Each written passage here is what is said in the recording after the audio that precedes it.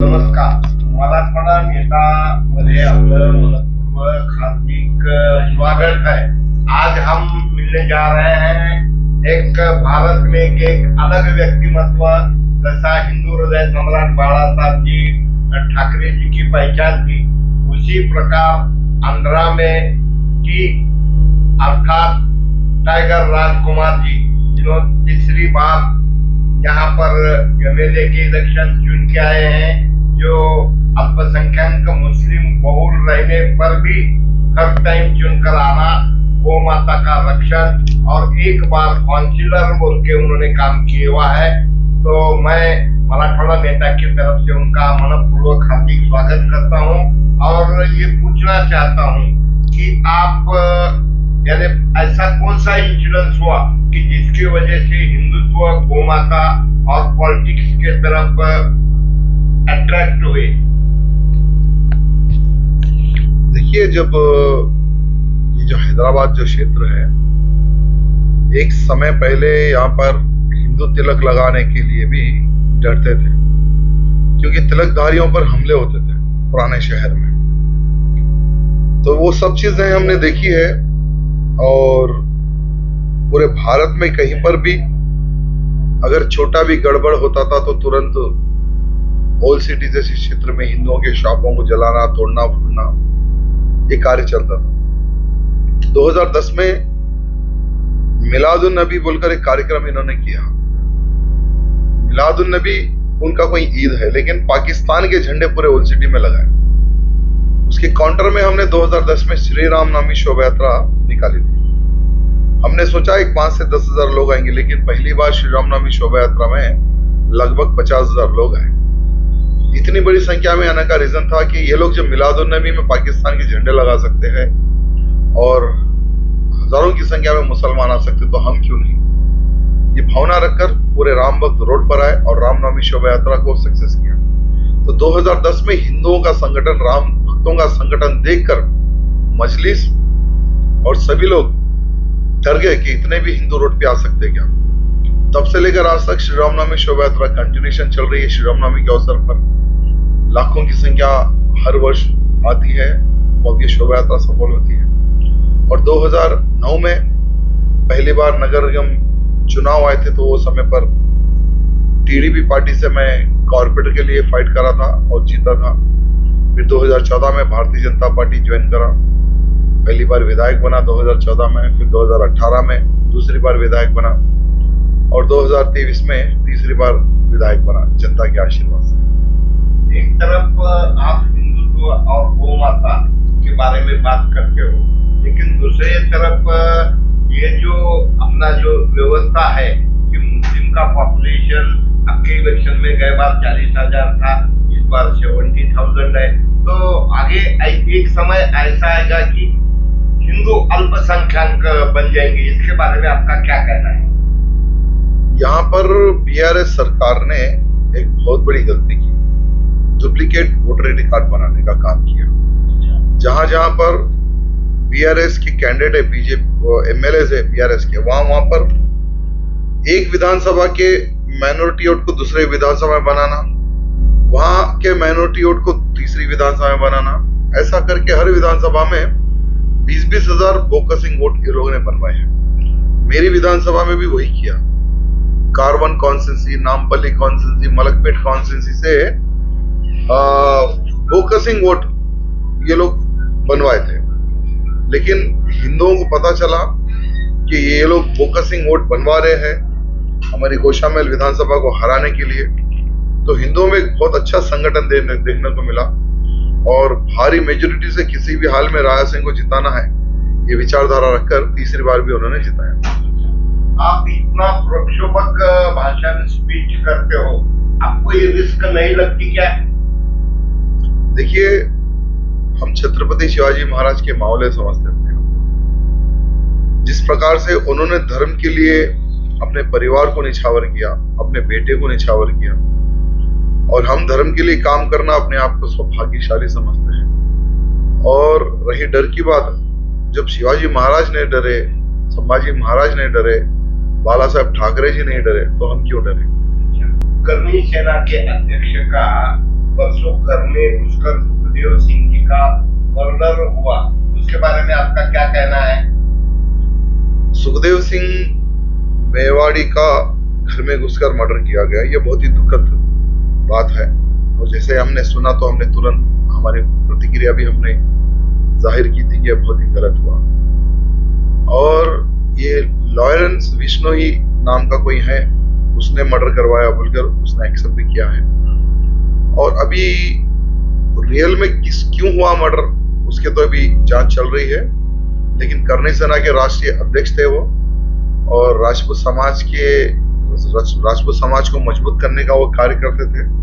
और जो भी हुआ गलत हुआ उनके परिवार के साथ, उनके साथ। और आने वाले समय में जो भी लोग मर्डर करें वो तो अरेस्ट होंगे, क्योंकि पहले कांग्रेस की सरकार थी, अभी भारतीय जनता पार्टी की सरकारों में बनी है। और भारतीय जनता पार्टी की सरकार ऐसे लोगों को नहीं छोड़ेगी जो लॉ एंड ऑर्डर डिस्टर्ब करती है। एक तरफ हम हिंदुत्व का विचार करते समय आप गोपालक उनके भी पहचाने जाते हैं, तो अभी तक करीब लाखों गौ माताएं आपने लाकर गौशाला में दी है, तो इसके बारे में नेशनल कुछ होना, पॉलिसी होना, ऐसा आपको लगता है क्या? कई वर्षों से हम लोगों का एक संकल्प है, एक प्रोटेस्ट भी है कि गाय को राष्ट्रीय माता घोषित करें।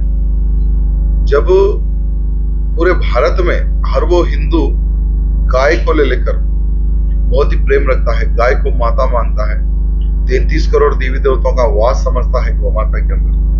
और हम भी कई वर्षों से गौरक्षणा करते हैं, और गौरक्षणा के लिए लगभग 50 से अधिक केसेस मेरे ऊपर हुए हैं। और मैं समझता हूँ 2024 के बाद में गाय माता को राष्ट्रीय माता का दर्जा मिलेगा, वो भारतीय जनता पार्टी की वजह से।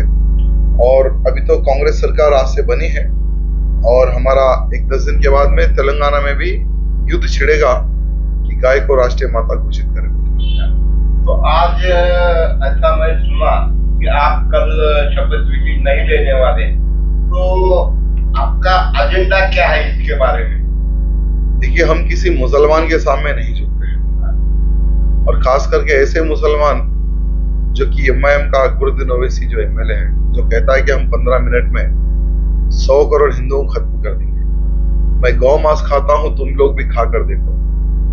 और बार बार जब भी इसको मौका मिलता है सियासतों में हिंदुओं को गाली देता है, हिंदुओं को धमकी देता है, देश विरोधी गतिविधियां उसकी है। और ऐसे गद्दार को, दुर्भाग्य की बात है, कांग्रेस सरकार ने एक प्रोटेन स्पीकर के रूप में उसको डिसाइड किया, और वो कल बैठेगा स्पीकर बनकर। उसके सामने शपथ लेना ये हमारे मान सम्मान के लिए ठेस पहुंचे जैसी बात है। इसलिए हमने कहा है कि ऐसे गद्दार के सामने हम शपथ नहीं लेंगे। आपका कुछ ऐसा भी स्टेटमेंट आया है कि ये सरकार कल अपने यहाँ की तेलंगाना की कांग्रेस की ज्यादा दिन नहीं रहेगी, ऐसा कुछ आपने कहा, ऐसा सुनने में आया। आपका क्या कहना है इसके बारे में? कांग्रेस सरकार कभी भी गिर सकती है, क्योंकि उनके आपस में ही लड़ाई झगड़े होते हैं।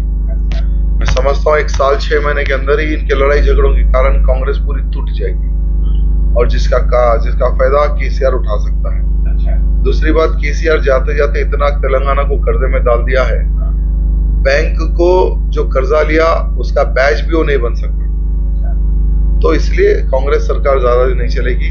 फाइनेंशियली बहुत डिस्टर्ब ऑलरेडी तेलंगाना है, तो फाइनेंशियली ये लोग मजबूत नहीं कर सकेंगे तेलंगाना को, जिसके कारण तेलंगाना में सरकार गिर सकती है। पूरे देश में हिंदुत्व एक होने के लिए आपका क्या भूमिका और क्या करना चाहते हैं आप?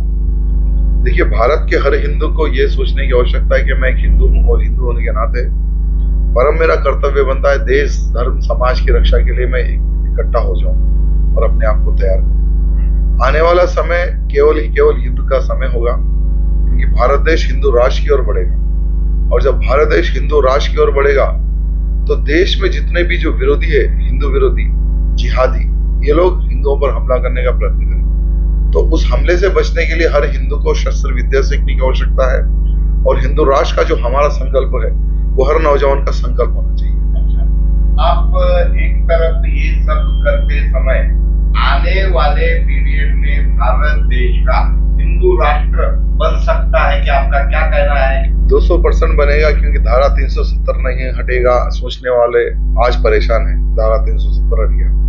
अयोध्या में राम मंदिर कभी नहीं बनेगा, सोचने वाले, लेकिन आज अयोध्या में भव्य आसमान को छूने वाला राम मंदिर बन रहा है। काशी मथुरा काशी में एक बहुत ही भव्य कॉरिडोर बन गया है, और मथुरा, दोनों का केस भी कोर्ट में एंडिंग में है।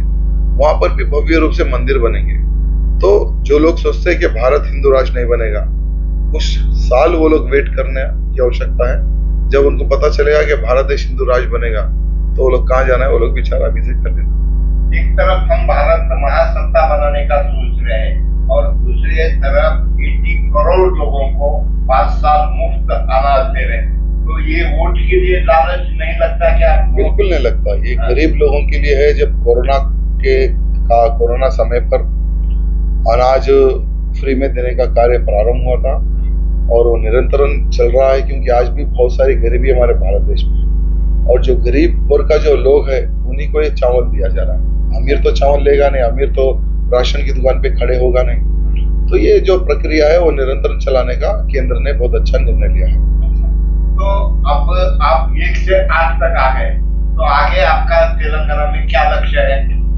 बस तेलंगाना के विकास के लिए लड़ाई लड़ना, और 6 गारंटीज जो तेलंगाना में कांग्रेस सरकार ने जो दिए हैं, उस गारंटी पर उनको काम करवाना। मैंने समझता हूँ कि 100 दिन में ये लोग गारंटी पूरे कंप्लीट करेंगे, इम्प्लीमेंट करेंगे। तो हम बीआरएस को हम लोग नहीं छोड़े तो कांग्रेस को कहां से छोड़ेंगे? अगर कांग्रेस अच्छा काम करती है तो हमारा सपोर्ट रहेगा, अगर गलत करती है तो हम लोग जो प्रोटेस्ट करना है, जो विरोध करना है, वो तो करते रहेंगे। अब आप योगी नहीं है, योगी नहीं मतलब यानी ब्रह्मचारी नहीं है, तो आप कभी भाभी का भी सोचते हो या नहीं? क्यों तो लेडीज इमोशनल रहते हैं, और अभी देखिए आप तो योगी जी बोलो, मोदी जी, उनको अनसिक्योर रहा तो भी अकेले हैं, लेकिन आप शादीशुदा रहने के बाद आप जो रिस्क लेते हो, तो ये आपको गलत नहीं लगता क्या? बिल्कुल भी गलत नहीं, क्योंकि हमारे परिवार को भी पता है, और हम जिस समाज से है, लोधी समाज, जैसे कल्याण सिंह जी, कभी उन्होंने उनकी चेयर के बारे में सोचा, मुख्यमंत्री की चेयर को उन्होंने लात मारा और कहा कि बाबर का ढांचा हमने गिराया है और हम राम भक्तों पे गोली नहीं चलाएंगे, हम वो जाति से। उमा भारती जी मुख्यमंत्री थे, उन्होंने भी कुर्सी को लात मारा, हम उनके समाज से हैं। साक्षी महाराज, जितने भी जो धर्म के लिए बलिदान देने वाले तकरीबन हमारे समाज के लोग हैं, और हम वही समाज से हैं। तो डर तो पता नहीं डर क्या होता है, और देश धर्म की रक्षा के लिए कार्य करना, ये तो हमारे पूरे खून में बैठा हुआ। अभी एक तरफ अपन देखते हैं उमा भारती जी बोलो, फिर हमारे कर्नाटक के बसवराज पाटिल बोलो, इन सब लोगों को पार्टी में सेकेंडरी पोजीशन दी जा रही है।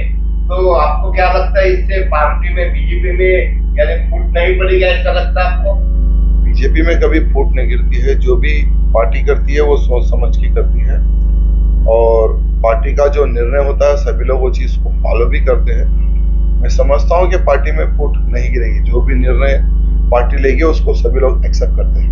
देश की को महाराष्ट्र के अभी हमारे तरफ भी इलेक्शन आने वाले हैं, तो कभी कभी लोग आपको बुलाते हैं, लेकिन बहुत बार क्या होता है कि आप आए तो मुस्लिम के वोट मिलेंगे क्या नहीं बोल के डरते हैं क्या? तो आप महाराष्ट्र में समय देंगे क्या इस बार आने वाले इलेक्शन में? देखिए, महाराष्ट्र नहीं पूरे भारत में हम समय दे सकते हैं, लेकिन हमारी शर्त है कि वो हिंदू नेता होना चाहिए, हिंदुत्व के लिए लड़ने वाला नेता होना चाहिए। और सेकुलर नेताओं के लिए हम कभी प्रचार करें और ना आगे करें। जो भी नेता हमें बुलाना चाहिए, जो बुलाएगा उसकी विचारधारा हिंदुत्व की विचारधारा होनी चाहिए। हमें सेकुलर नेताओं की आवश्यकता नहीं है, और हम उनके लिए कभी कहीं जाएंगे भी नहीं। 22 जनवरी को आप अयोध्या? नहीं, 22 जनवरी को तो बहुत ही कम लोगों को इनवाइट किया गया अयोध्या, और 22 के बाद में हम लोग प्रोग्राम बनाएंगे। लगभग 10,000 लोगों से अयोध्या जाने का प्लान है। बहुत बहुत धन्यवाद, आप इतनी बात कीजिए। मैं प्रभु परमात्मा से प्रार्थना करता हूँ आपको निरोगी दीर्घायुष्य दे, और सभी साथी प्रभु जैसे आपके साथ रहे, और आपने विजय में भी हमारे महाराज जी की वजह से अपने आप को समय दिया। नहीं बोले तो आज तो युद्ध भूमि का समय है, और चिरंजी महाराज ने आपसे बात करके मुझे समय दिया।